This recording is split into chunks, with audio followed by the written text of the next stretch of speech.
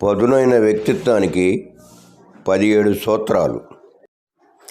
ఇలువ లేని చోట మాట్లాడకు, గౌరవం లేని చోట నిలబడకు, ప్రేమ లేని చోట ఆశపడకు, నీకు నచ్చని ఇష్టం లేని విషయాలకు క్షమాపణ చెప్పకు, నువ్వు మెచ్చని వాటికి సంజాయిషీలు ఇవ్వకు, నిర్లక్ష్యం ఉన్న చోట ఎదురు చూడకు, ఆలస్యం ఉన్న చోట వ్యక్తపరచకు, ఆత్మగౌరవం బలంగా పెట్టి ప్రేమించకు, సులకనగా చూసే చోట చొరవ చూపకు, వ్యక్తిత్వం తాకట్టు పెట్టి ప్రాకులాడకు, జాలిపడి ఇచ్చే పలకరింపుకి ప్రేమకి జోలె పట్టకు, భారం అనుకునే చోట భావాలు పంచుకోకు, దూరంగా నెట్టేసే చోట దగ్గరవ్వాలని ప్రయత్నించకు,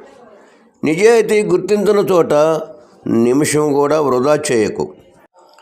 ఆత్మాభిమానాన్ని మించిన ధనం ఈ ప్రపంచంలో మరొకటి ఉండదని భ్రమపడకు, ఎదురు చూడని ఇంటికి పిలిచినా ఎల్లకు, నీది కాని దేని మీద నిన్ను తినేసంత ప్రేమ అభిమానం ఏది పెంచుకోకు. మంచి మాటలు. నేటి సమాజంలో ఒకరి సమస్య ఇంకొకరికి నవ్వులాట, ఒకరి జీవితం ఇంకొకరికి సులకన, ఒకరి ఆనందం ఇంకొకరికి అసూయ, ఒకరి బాధ ఇంకొకరికి బరువు, ఒకరి పరువు ఇంకొకరికి పరిహాసం, ఒకరి ఆపద ఇంకొకరికి అవకాశం, ఒకరి బలహీనత ఇంకొకరికి బలం.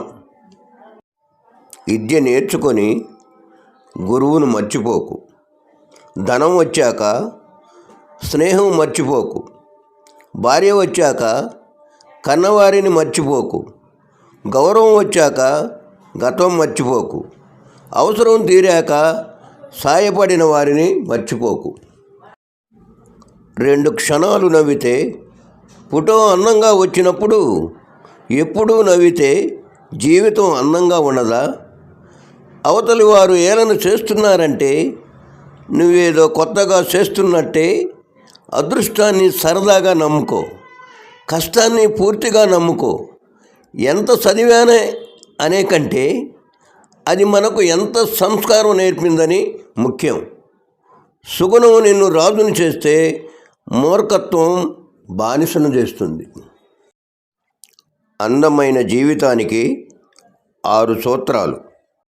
నీ గురించి ఇతరులు ఏమనుకుంటున్నారో నీకు అనవసరం. సమయం అన్నిటినీ మాన్పుతుంది. సమయానికి సమయం ఇవ్వండి. నువ్వు తప్ప నీ ఆనందానికి ఇంకొకరు కారణం కాదు. నీ జీవితాన్ని ఇంకొకరితో పోల్చుకోకండి. వాళ్ళ జీవిత ప్రయాణం ఎంత కష్టంగా ఉందో మీకు తెలియదు కదా. మరి ఎక్కువగా ఆలోచించకండి.